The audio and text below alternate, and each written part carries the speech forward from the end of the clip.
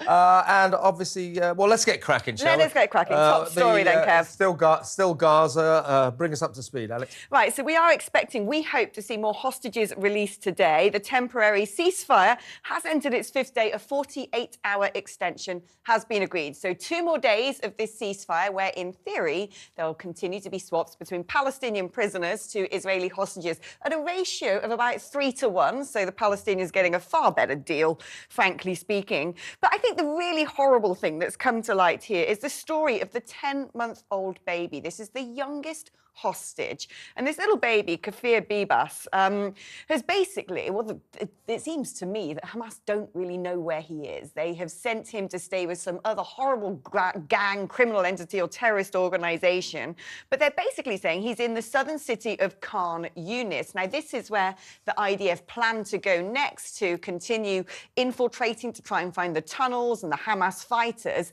And so, well, essentially, Hamas are using this poor wee 10-year-old boy as a real-life human shield. And it's revolting. This is the definition of pure evil. This is literally a tug-of-war baby, and it is tragic to behold. 10 months old, being used as a pawn in a game between 2 sides at war. And I don't know what you say about that, except it's just wrong. It's just wrong. Absolutely you cannot wrong. do this with 10-month-old babies. Come on. And yet, despite all of the things, despite the optics, so many people on the, in the international community are still sort of banging on about ceasefire as if, good old Hamas are prepared to have a little tea and negotiations like Mrs. Miggins planning the raffle at her bridge competition. Eh? Well, no, it is. It's just, why can't Who's Mrs. you can't Miggins? Negotiate with terrorists? Who's Mrs. Miggins? That is the question. Is a friend of yours? Mrs. Miggins. Have you not heard the phrase Mrs. Miggins before? Of course I haven't, no. Also, but I'll tell you, Antonio Guterres, the UN Secretary-General, the Secretary-General of the United Nations, has, of course, got his left-wing socialist oar in. Here he is talking about a potential ceasefire.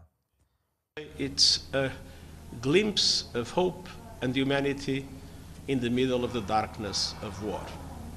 And I strongly hope that this will enable us to increase even more the humanitarian aid to the people in Gaza that is suffering so much, knowing that even with that additional amount of time, it will be impossible to satisfy all the dramatic needs of the population in Gaza.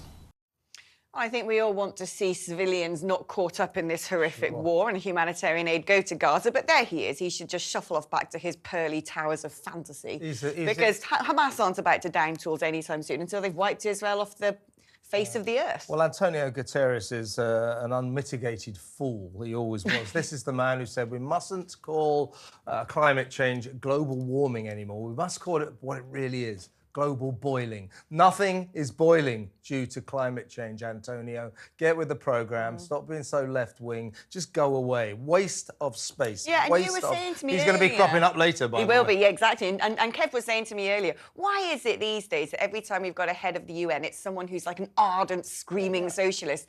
Bring back Kofi Annan from the dead, I say. Yeah, he was a good one. It used to be a reasonably sensible organisation where the nations of the world got together to try to prevent conflict and sort out international problems. But it's turned into this sort of useless left-wing town crier telling us all to sort of cancel everything in the name of climate change. He's just an absolute fool. He is an absolute fool. Now, Rishi Sunak, he's been called the Great Reset, his grand reset. Sushi's reset. Sushi Sunak's reset. He's been doing this now for about a month. It's the new plan, 5-point plan, this, that, the other, going back to the nation, and we're the party of change. You can't be the party of change after 13 years.